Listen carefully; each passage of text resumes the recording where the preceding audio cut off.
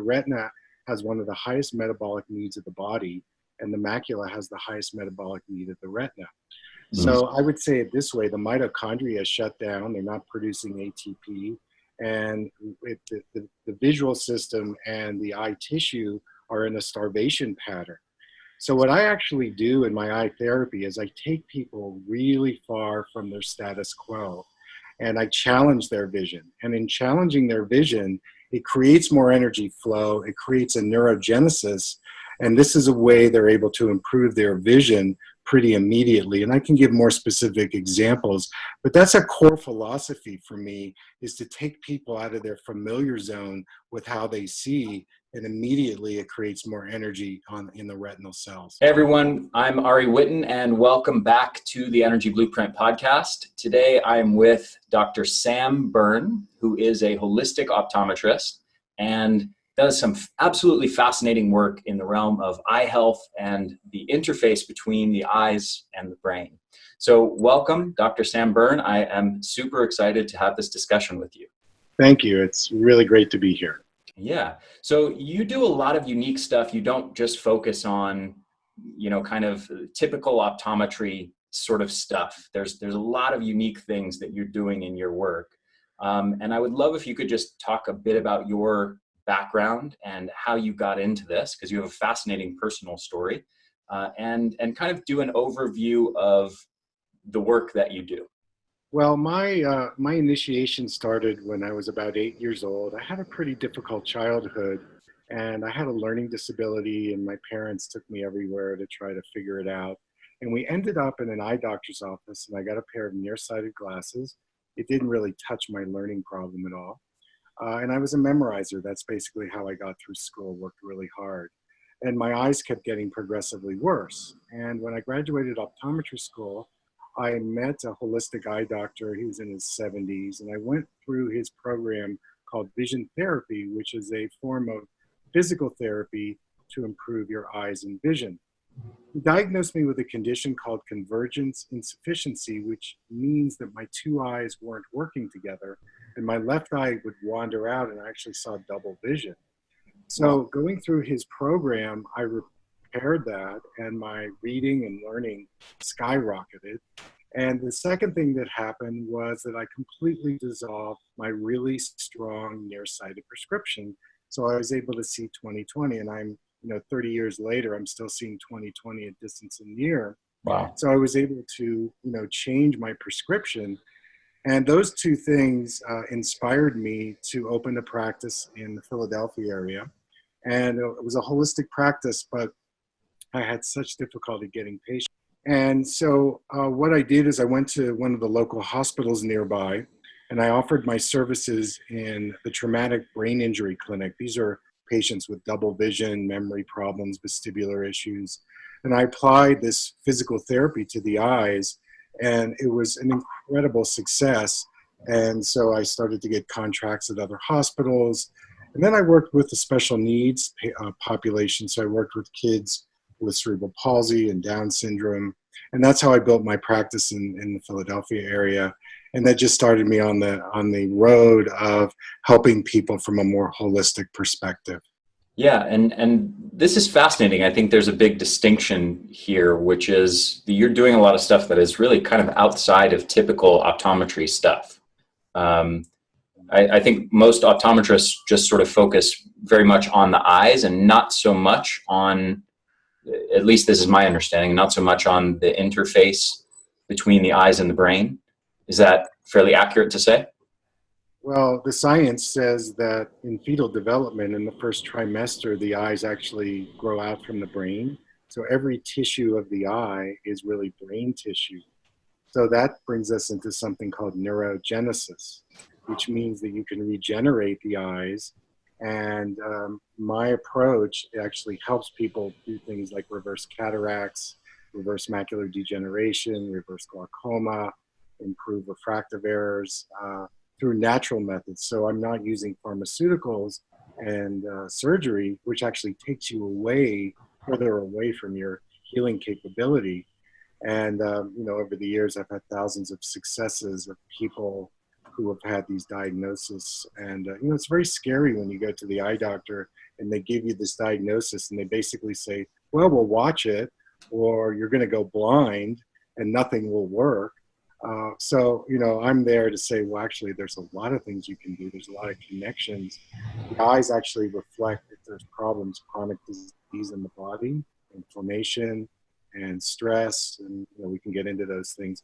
But yeah, you can improve your vision at any age, and that's my mission. Beautiful. So I want to dig into that some more, and let me, I guess, back up just a minute and talk about some of the most typical eye conditions like macular degeneration, glaucoma. What's another one?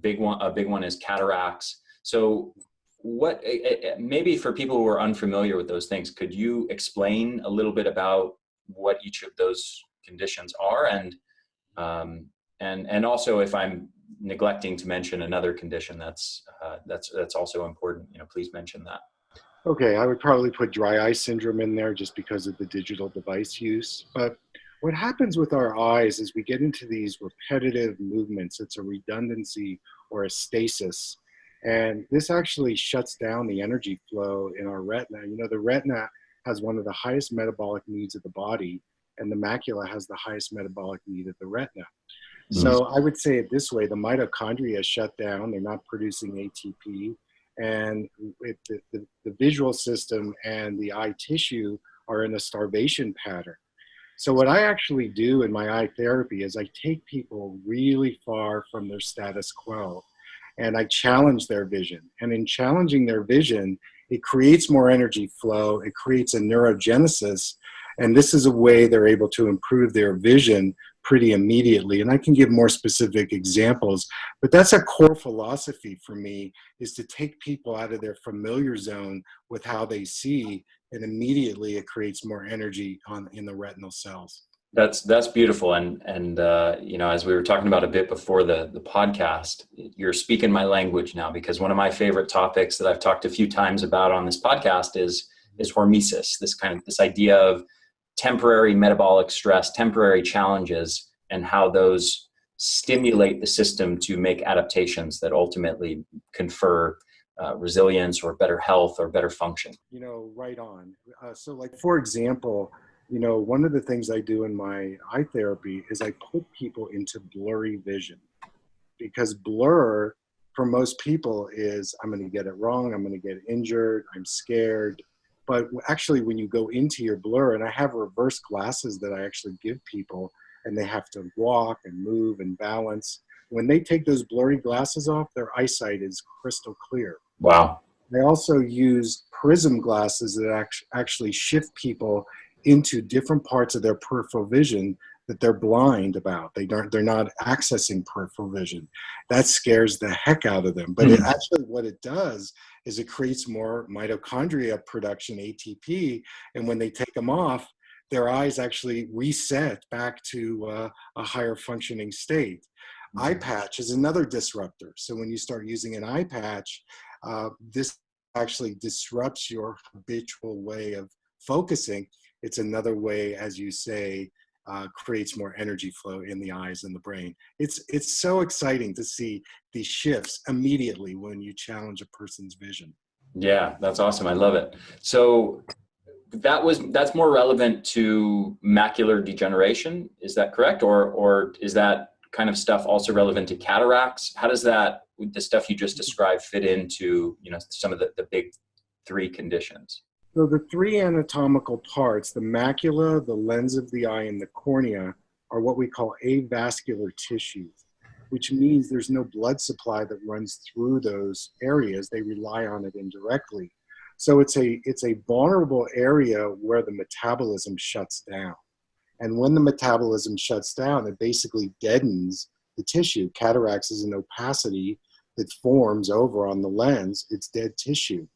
The macula, the same thing. You're not getting the proper carotenoids, lutein and zeaxanthin, to protect the eyes from macular damage. I would say with cataracts, it's glutathione. That's one of the main ingredients. And then in terms of the cornea, with all the digital devices and also the sympathetic nervous system overworking and stress, metabolic imbalances, this creates a drying out of the cornea and imbalance in the tears. So in all of these, it's the same thing. If you stress the vision differently, it actually creates more energy flow.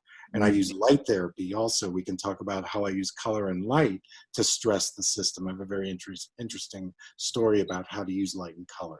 Yeah, I definitely want to talk a lot about light with you. That's one of my big areas. But first, what about glaucoma? Does that fit into this picture as well? So in terms of glaucoma, that's based on a circulation problem in the drainage canals in the eyes. And basically what happens is the optic nerve shuts down its flow and it creates visual field loss. I call it the silent thief. Glaucoma is actually a circulation problem in the canals of the eyes.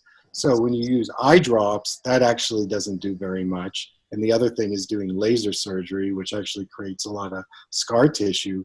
So the idea is, how can you increase the peripheral vision, the energy flow of the canals in the eyes? And again, there's so many different ways to do that. I would also add is that I really like using phytochemicals. I love food healing. And these are really important tenets that I believe are helpful in changing the way the eyes are functioning. Yeah. So let's dig more into the phytochemicals thing. That's another big area of passion of mine, and that I'm excited to talk to you about. You mentioned briefly lutein and zeaxanthin. What are some of the other big protective eye nutrients, and where do people get these foods? Well, you know, I'm a big believer in getting our foods from plant-based sources. And, you know, the things we throw out, like the seeds and the rind and the skin, those are the things I'm putting in my Vitamix. And the phytochemicals have incredible antioxidants that we can absorb in the body. And so, like, for example, I put my avocado seed in my Vitamix. There's a lot of cardiovascular improvement when you use something like that. So I'm looking for the rainbow diet. I'm looking for the colorful vegetables, glutathione. You know, one of the things that's really important is MSM. And I actually have MSM eye drops that I use for dry eyes. This is a sulfur-based eye drop. Glutathione needs sulfur. And so it actually enhances the penetration of anything that you're putting in your body by using these MSM eye drops. So, you know, it's plant-based, it's, you know, carotenoids, bioflavonoids. I much rather go for food healing. You know, I am shocked and appalled when I go even into Whole Foods, all the processed food that's there. And I really try to counsel my patients, eat better food. It's in the foods. Mm. So is there a few specific foods that you found are particularly especially beneficial? Well, I'll go through my short list. You know, beets, orange bell peppers, asparagus, avocados. I like cordyceps mushrooms.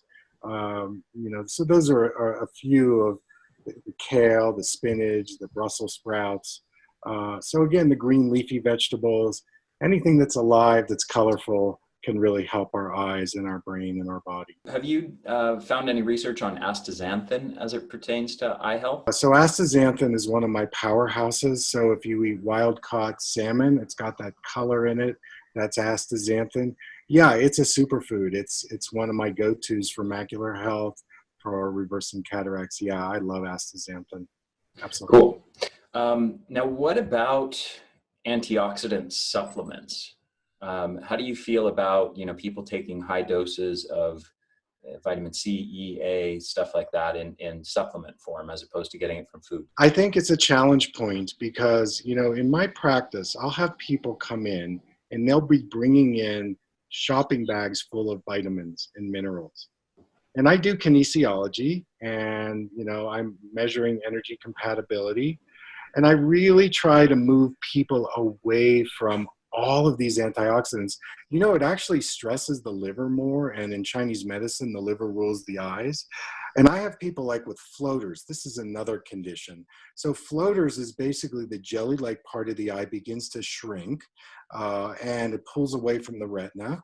And this is a place where the gel actually becomes solidified that creates these sparkles and flecks that come into the floater area. And people that take these really high potency antioxidants, a lot of times the floaters get worse. And so again, the idea is, can we move them more to live foods, plant-based, smoothies, just, you know what I'm talking about. So I'm mixed about it. And, if you look at the ARID study, this was a study, age-related macular degeneration, National Eye Institute did this study in 2001.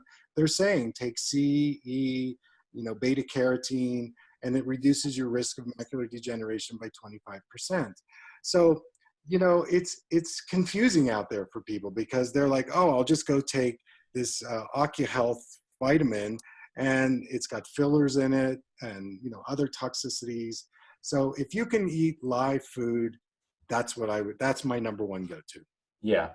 Yeah. And one more point I'll add on that, the antioxidant things is that I think there's definitely some positive research for certain specific conditions, but it needs to be balanced with I think the full body of evidence on, how do those same supplements impact other conditions? How does it impact overall longevity? And there's quite a bit of research showing that it does not enhance longevity and may actually shorten lifespan, and that it may actually increase risk of certain types of cancers and things like that. So my personal opinion is has to be a little bit, you just have to weigh the overall pros and cons. Maybe a certain supplement is found to benefit this condition, but make this other condition worse. There's a research study that actually, a Facebook video I did, and what it showed was that people that eat 16 to 20 different varieties of food had a 42% lower risk of dying sooner. It's like more longevity.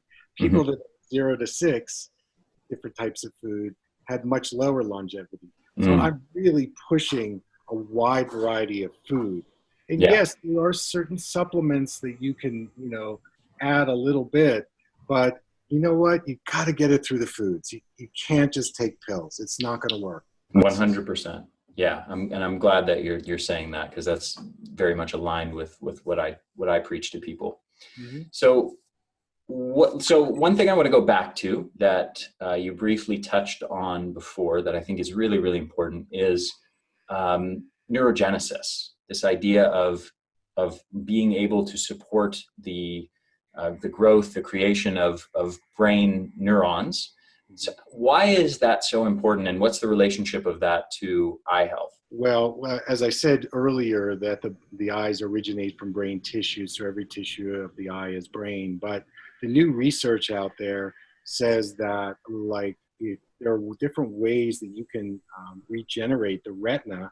They're called retinal ganglion cells. So they're doing stem cell therapy. They're regenerating the RGC, the retinal ganglion cells. Certainly, actually, animals like zebrafish are already doing that. So you're regenerating the retina. And then there's the BDNF, the brain-derived neurotrophic factor. And studies with the brain say that when you increase BDNF, you actually grow the hippocampus of the brain. There was a study that came out about the optic nerve where they crushed the optic nerve, and they started giving BDNF, and within a week, the optic nerve increased by 17%, and in 2 weeks, it increased by 50%. So this BDNF is getting a lot of play. Well, what can you do to increase BDNF? Aerobic exercise every day, better sleep, make sure you're getting enough trace minerals, magnesium and zinc, getting more sunlight every day. So there's all these different basic things that you can do to increase BDNF. And you can regenerate the eyes. And this is where they come to see me. I get so many emails from people. I was diagnosed with this condition. I'm going to go blind. There's nothing to do. And I say, wait a minute. There are all these different things you can do to regenerate your eyes. And they do that within a couple months. They have their eyesight back. And they disproved the doctor that says, oh, you're just going to go blind. And I think eye doctors, we're so limited in our indoctrination, and it's controversial. Hey, I'm the first one to tell you that, but I've had 30 years of clinical research. I've done other research. My patients are getting better without using drugs and surgery. It's a fact. Mhm. So folks, let's get on the track. It's working. Yeah, and this makes sense. I mean, from the perspective of looking at things like cataracts or macular degeneration as this. I mean, it's more complex than this, but you can look at it from the perspective of a deficiency in mitochondrial energy production in those areas, and I guess a deficiency of resilience, maybe from lack of protective phytochemicals, lutein, zeaxanthin, astaxanthin, things like that, that make those tissues more susceptible to damage, more fragile, and more likely to accumulate um, damaged cells and basically lead to that kind of progressive degeneration. And logically, we also know that, well, if you start using those protective phytochemicals, if you start using strategies that support energy production, mitochondrial health, well, maybe you can stop progression, maybe you can even reverse the condition. Yeah, so I would add one more piece to that, and that is how you use your eyes, how Mhm. you bring your eyes to the task that you're doing. And again, what we're doing with our eyes with just digital device, I read a statistic, 4 billion people are on digital devices. We're in a visual confinement situation. When you make the same repetitive movement over and over again, it's going to shut down the mitochondria. And I take a look at where a person's visual function is. Like, for example, people that are using progressive bifocals, basically you're focusing through a tiny hole when you're using the computer. Do you know how much stress that puts on your macula? That's why people are developing macular degeneration, because they're focusing through a hole that their doctor prescribes these progressive invisible bifocals. What you need to do is you need to open your vision up to peripheral vision. That's 99% of the retinal real estate that's not being used. Or if you're using a prescription that's based on distance and you're using it for the computer or reading, that's going to trash your eyes. That's going to bring your eyes into real deterioration. So by doing the exercises and stressing the eyes to open up and the phytochemicals that you're talking about, now you have the formula. I think you need both of them. Mhm. And in doing that, then people can regenerate and create new pathways. If nothing else, it gives them the mindset that, oh, there's another way to work with it. That's not even mentioned in eye care offices. It's one thing, you're going to go blind, that's it. Nutrition doesn't help, nothing is going to work except pharmaceuticals and surgery. And the more surgeries you do, the more it opens up to secondary conditions like cataracts, macular degeneration, and so on. And one more piece, if I can just say it, from the digital devices, the damaging blue light, it suppresses our melatonin. It also can cause macular damage. So there you go. That's another protective mechanism. Blue blocking lenses are really important for people. They don't know Yeah. that. Yeah, yes, and thank you for bringing that up. I definitely want to dig into the light stuff, but as you were speaking, something just kind of popped into my head. It's almost like the eyes are like a microcosm of kind of the bigger picture of our entire body. It's like we obviously have to put in good food, good nutrition to our bodies. If you don't, then you start to get various metabolic diseases. You accumulate body fat, insulin resistance, various other, all kinds of diseases that relate to poor nutrition. Um, you got to take your body to the gym and do some exercise, move your muscles, and you need to like not sit down all day and only kind of be in one particular repetitive movement pattern. Otherwise you start to get back pain and neck pain and things like that. And it's almost like all of those same things are occurring in this microcosm of the eyes. Like you're saying you obviously you have to put in the right nutrition to the eyes. You have to give them the right nutrients to function well.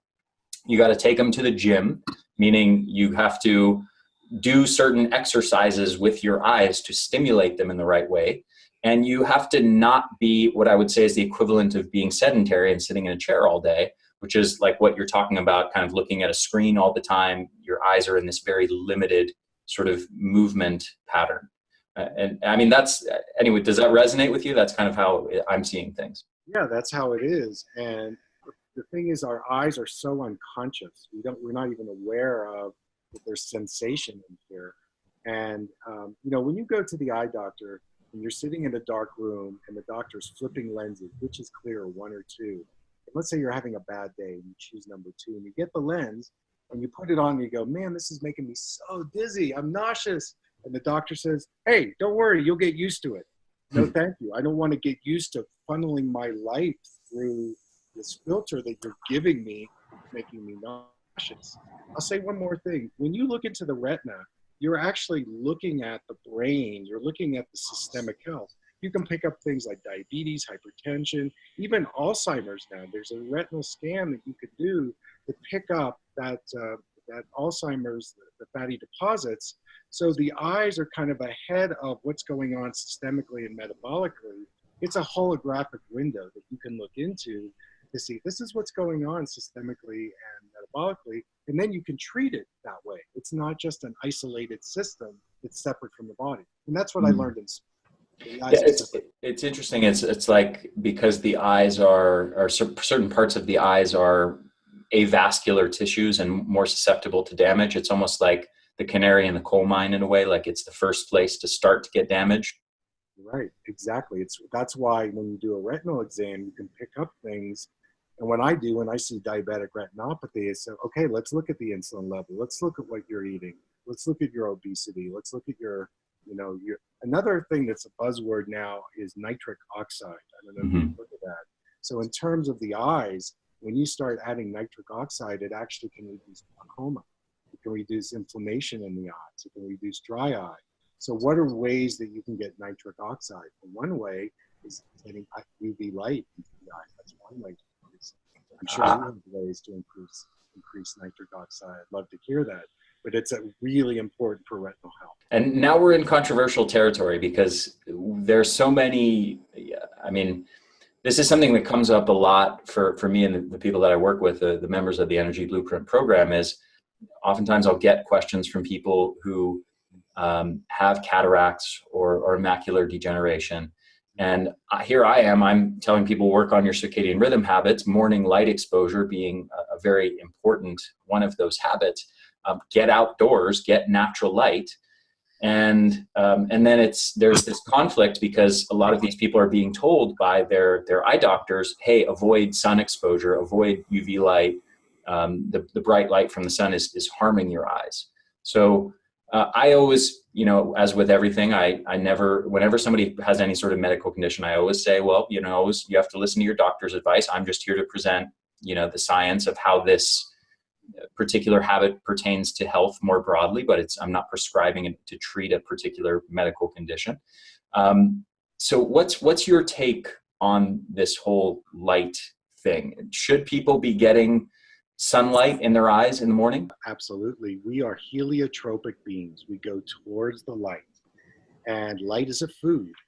And when it enters the eyes, it activates the photoreceptors and sends impulses back to the brain. That's how we see.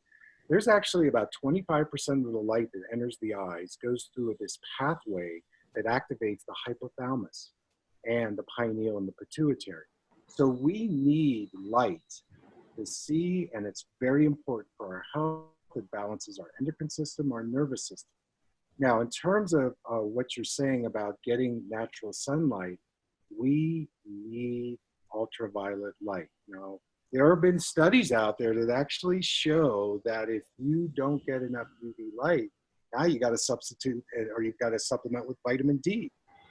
Isn't that interesting? That industry now is like, okay, no all UV, but now go buy vitamin D. Right. So it makes no sense to me. Yeah, and this is a big pet peeve of mine as well, because so many people are now of the mindset that the benefits of sunlight can be reduced down to just vitamin D. And people don't realize that there's so many other mechanisms and pathways that the sun is affecting us beyond just how it affects vitamin D levels. And one of the things you just talked about is how UV light directly in the eyes is affecting nitric oxide levels. That's right. Cardiovascular health, the immune system, and we could go through the list of all the benefits. So the idea is the moderation. I think, I live in the desert Southwest. When I'm skiing up in Taos, which I did the other day, I was wearing my polarized sunglasses. I'm up at 12,000 feet, hiking up there on my skis. And So that's cool. Or when I go to Hawaii and I lead dolphin swims and I'm on the ocean, I'll wear my sunglasses. But we need light to balance our mood, our pineal gland, our circadian rhythm. And you know, it's really interesting. When I work with light therapy, I give people the colors that they don't like. So there's a color machine I use. And the colors they don't like actually opens up their vision and opens up their health. So it's another way to challenge their eyes and their body by giving them the colors that they don't like. And it's really Tell me more about it. How does that work? okay. So how that works is that, so if we go back to like the Egyptians, the Romans, the Greeks, the Native Americans, the Mayans, they were using light therapy to heal the body. And in my field, there's actually a way that you can put different frequencies of colors into the retina that stimulate the photoreceptors that have become desensitized to light. In fact, certain colors will reflect toxicities, dental problems, toxicities. Like if you're sensitive to green, for example, you may have certain toxicities in your body. It picks that up. So when I give people different frequencies of colors, I call it the rainbow method. We look at red for 2 minutes, and orange and yellow, and they might say, I hate red. I don't want to look at red. I'll say, no, let's stay with it, because what that's going to do is that's going to open up your retina and your vision, and that's what happens. A lot of times they will look at the colors they don't like, and afterwards they can read 20/20 on the eye chart. Wow. So it challenges them. And we're not just going to use the colors you like and you're comfortable with. We're going to give you the colors you don't like. And that creates more balance, more versatility, more neurogenesis. You know, it's like the mitochondria get activated. So it's very potent to use light therapy on the eyes. I mean, it changes lots of things besides eyesight. Fascinating. And is there a way for people to use that in any way by themselves, or do they have to go to a clinic and see an expert to do that sort of thing? So there are ways that you can actually go out and get colored lenses. You know, there are different companies that sell it. I use these colored gels that I have made up. You know, they're just masks. And there's a way that you actually look through each color for maybe 30 seconds, and then you take a break, and then you do palming, so you're resting the eyes, and then you go on to the next color, orange, and then yellow. So it's very easily directed. I even have people do it with an eye patch. So they'll do it with each eye separately, or they'll even do it with the reverse glasses. So now they have blur and the color therapy. So talk about challenging their current status quo. And again, at the very end, it just creates more energy flow in the eyes. Duh, it's going to work really well in restoring your vision. Now, really. I'm curious on this subject of kind of like hormetic challenges to the system, to the eyes. Do you find that maybe people who are not eating a good diet and who are not putting good nutrients into their body, or who are otherwise like just very sick and very ill, if they're challenged using some of these therapies, do they get worse at all? Do they react negatively to it sometimes if their bodies just don't have the resilience to handle it? So a big population I work with is the chronic fatigue syndrome, Epstein-Barr. And with those people, of course, as you know, they're so fragile. Mm-hmm. So where I can take them initially, of course, is not going to be as far as, say, somebody like you or your clients who are robust and, they're going for it and human potential. But I just have to meet them where they are. But I'm still pushing them. And the thing is that when you have chronic fatigue syndrome in terms of the eyes, you cannot correct for blurred vision because your vision is so all over the place. You've got dry eye syndrome, you can't focus. So I have to work with them in a different, time zone, so to speak. But yes, it's the same ideas. I've got to push them into a bigger comfort zone. It's just not going to be the same way that I would push you. You just go a little smaller doses, a little slower in the progression. Rest period in between. But as they get better at digesting the visual experiences, then I can ratchet it up. But I have to meet them where they are. And the same with kids. I work with a lot of autistic kids. Hmm. And it's the same thing. Actually, with those kids, I was working with a kid the other day. He couldn't jump rope. I mean, he took his shirt off. He's this wild kid, autistic. And I gave him these special glasses that ground him into his body. And the therapist watched him. He started jump rope. Like, she's like, oh my goodness, I can't believe it. So just by shifting him into his body more with these prisms, he was able to jump rope. So that's how immediate it is when you put a person into a different part of their visual system. I mean, it Wow. changes everything. Yeah. Amazing. Well, you think about it, there's such a dominant way we relate to the world, and yet we take it for granted. Ari, my mission is, hey, let's not forget this. There are all these other therapies out there in your work and other people. Nobody is talking about the eyes. Yeah, yeah, absolutely. So I want to dig a little more into light. Mhm. We've talked about, the fact that people shouldn't be just have this blanket sort of avoidance of the sun and belief that sunlight is harmful to their eyes. I'm curious what you think about the role of artificial light from screens, as well as like indoor fluorescent lighting in relationship to things like cataracts and macular degeneration. Kind of the concept of malillumination. Yeah. So if you and I were, say, all day in in an office in artificial foods, it would be like if we went down the street and we went and ate McDonald's. It's it's so suppressing your immune system and your natural energy flow. So the idea that, malillumination, malnutrition, we need to get at least 60 minutes of natural light every day. Notice how you feel when you go outside after working on the computer and you're in the sunlight in San Diego and you go, you take a deep breath. It's like that's what your nervous system needs.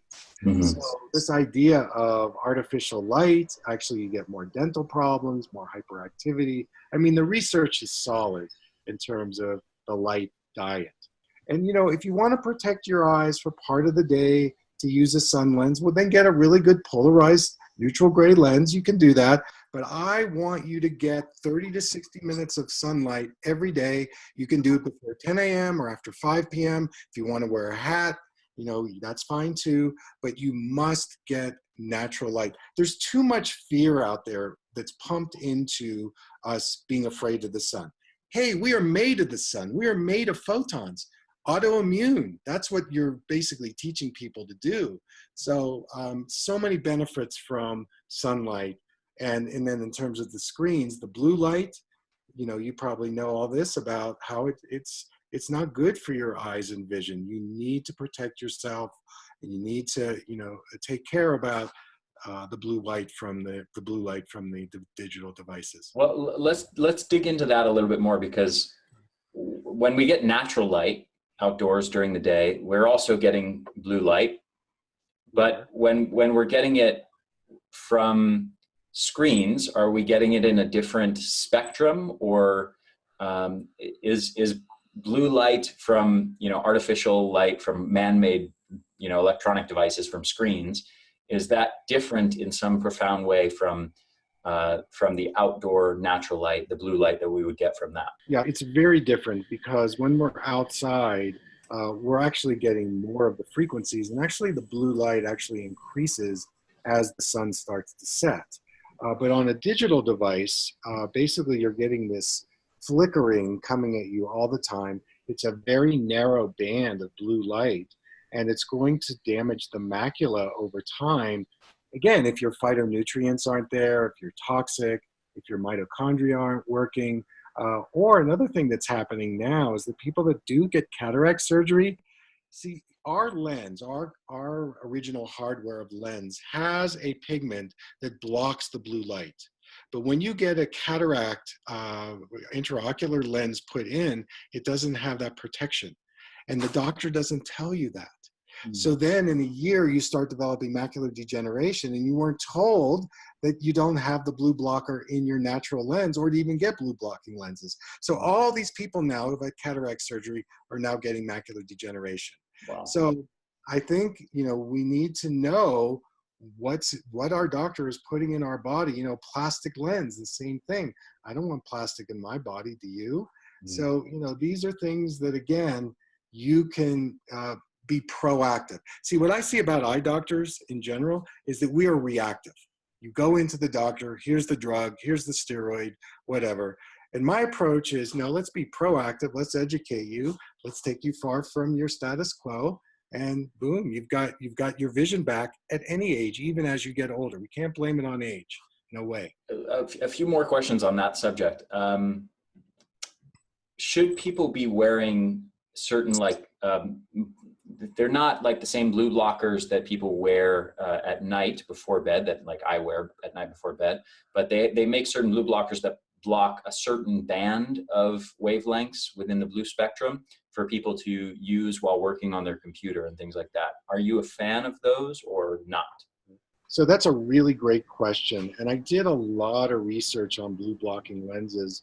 And what I came up with is that during the day, you can wear that very light blue blocking lens, so you can still get some light into your eyes. And then after 6 or 7 o'clock, we probably have a similar thing. I have a much darker blue blocker lens, so if I'm working on the computer later, then it's blocking out more of the light. But I have a rule that you want to stop working on that digital device at least an hour before you go to sleep. Because you may notice if you're working on that digital device until bed, you're not going to sleep as well. And so there are different gradients that you can get that block out different wavelengths and bandwidths based on what time of day you're using the computer or whatever. So that's been my approach, and the feedback I've been getting is really good from people. Yeah. Now, one other thing on that, you mentioned briefly the flicker from screens. So I actually have a fancy computer screen that I'm looking at right now, and it's one that I bought for a few reasons. One, it's really big, which I like to have a million windows open at once when I'm doing work, so I needed something that was a big screen. But the things that are special about this are that it's flicker-free technology. I don't know if you are familiar with that, but there's a few companies that make this flicker-free technology. And it also has low blue light settings on it. So the screen itself will, without me having to wear glasses, will eliminate like 70% of the blue light emission from the screen. And it's awesome, I love it. But what's your take on that? And also, can you talk a bit about the flicker thing? Because I think for me, it's definitely something that I think hinders people's energy levels without them realizing it, is when they're looking at screens that flicker. But can you talk about it from the perspective of eye health in particular? So basically, a lot of people are getting into a situation where they're not using their eyes together. And their eyes actually travel at different speed in terms of processing information. So they've got this built-in flicker going on, and then they're trying to interface it with the computer's refresh rate, and it creates light sensitivity, headaches, fatigue. It's a real energy drain. And also, if they're wearing those tiny whole progressive lenses or the wrong prescription, then that makes it even more tenuous in terms of their own flickering versus, the computer's flickering. And then, of course, if their nutrients are not, they're not absorbing them, or they have inflammation or whatever, that's going to create all kinds of problems. I think what you have is really, really good. The thing that I would add is something called the 20-20-20 rule. You've heard of this. So every 20 minutes, you look out at 20 feet and you do that 20 seconds. And that little reminder of 20-20-20 really helps sustain people's resiliency in being able to stay on the computer all day. And yeah, be aware of that flicker rate, because it drains you. And then you got the MF issue and all that. But yeah, so I think it's a big issue that people need to be aware of. On that subject, one of the other questions I was going to ask you is about myopia and just this issue, which is related to a lot of the stuff you've talked about so far. But myopia is this growing epidemic from people looking at screens too much. Yes. And so the best way to combat it is this sort of 20-20-20 rule. Well, that's one thing to do. Another thing would be to go to your eye doctor and negotiate with him or her. This is really out there. Let's say, hey, doctor, you're giving me a 20-20 prescription. Can you give me a 20-40 prescription? So something slightly less. And that actually opens your vision more to wear something less. Another thing to do is you could start wearing reverse prescription glasses in your bedroom for like a minute, and that actually helps reduce the myopia, because now you're wearing a positive lens that puts you into a lot of blur. That freaks people out, because if you think about what's your belief system on blur, I don't like it. I'm out of control. It makes me tense. The idea is surrendering into the blur. It actually allows the eye muscles to relax. When you take them off, you're going to have less myopia. If you do that so I give you the 30-day challenge. Do that for 30 days. Your prescription is going to drop at least 10%. And maybe also get outdoors and go walk around outside instead of staring at a screen all day. Aerobic exercise, get out and hike. I live near the National Forest, so I'm hiking every day to balance out my computer use. Oh yeah, you've got to get outside and connect with nature. It's so important. It slows you down. It's great for you. One more light-related question. And you mentioned this briefly about blue blockers at night and the role of melatonin. When people, how does melatonin relate specifically to eye health? And I know that throughout I haven't looked at the relationship specifically to eye health, but I certainly know that melatonin acts as an antioxidant and as a protector of mitochondria throughout the body. So it only makes sense that if you are chronically suppressing melatonin levels when your body should be producing them, that eventually your mitochondria throughout your body, and I would imagine also your eyes, become more susceptible to damage. Is that accurate? Yes, and there's actually a photoreceptor in the retina that they just discovered that activates melatonin. Really interesting. And we need to be in the dark as well as the light, of course, because that helps activate. But there's a really strong connection between our retina health, melatonin production, mitochondria production, circadian rhythm. It's all related. Like when I hear you talk about it, it's like, yeah, I'm just talking about it through the eyes. You're talking about it from another perspective, but we're talking the same thing. Mm-hmm. It's coming from the same place. Yeah. In O'Neill. So yeah, it's obvious. Beautiful. So how do we've talked about a lot of different things. I'd love if you could kind of give people a sort of recap and an overview of how all these different pieces fit together in sort of a treatment program or like a daily regimen of how someone might go about either fixing, existing cataracts or macular degeneration, or at least maybe stopping the progression, or just people who are interested in protecting their eye health and not getting eye diseases.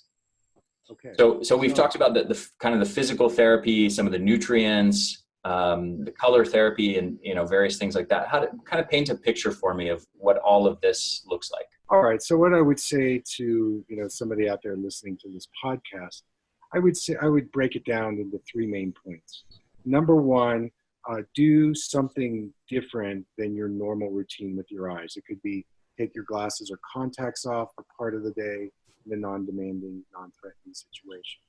I would build in eye relaxation exercises like palming or sunning or eye massage. These are free exercises on my website, videos that I've created.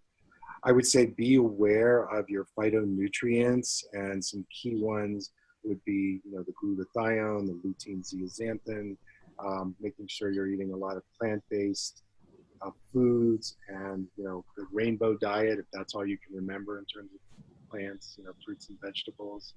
And then finally, take a break from the computer. That 20-20-20 rule would be something you want to build into your daily routine. So those would be some simple things. If you go to my Facebook page, I probably have like almost 100 videos that are free. If you've got a certain condition, click on that for 2 minutes. You're going to get a sound bite on this is what you need to do, A, B, C, D. I want to give a lot of free information to people. And so if they click into my resource, they're going to get a lot of great stuff. And then you can start coming into my community, and it's going to be very much paralleling what you do. And there it is. You just have a lot of support. Beautiful. So you also sell certain supplements. I know you sell the MSM eye drops for people with floaters, and those are very effective for floaters.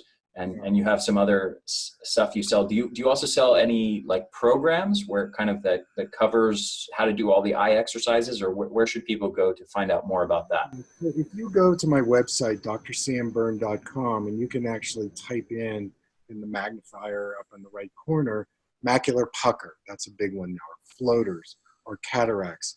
I have free kits like a cataract program, a macular degeneration, 90-day eye exercise program, and it's free. You just download it. So yeah, if you go to my website, there's such incredible things. My team has done such a great job in organizing it. So yeah, go there. It's free. You get all this information.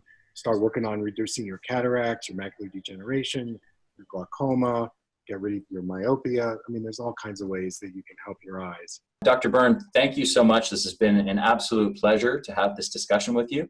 And I've had so many burning questions on my mind. And to be honest, I've really wanted to talk to an optometrist who also has some knowledge of nutrition and lifestyle and the importance of light, and doesn't just think, you know, the sun is bad and everybody should avoid the sun, but actually has looked into the research on that. So it's absolutely a pleasure to do this. And thank you so much for sharing your wisdom with my audience. Yeah, great. Okay, Ari, be well. All right, take care.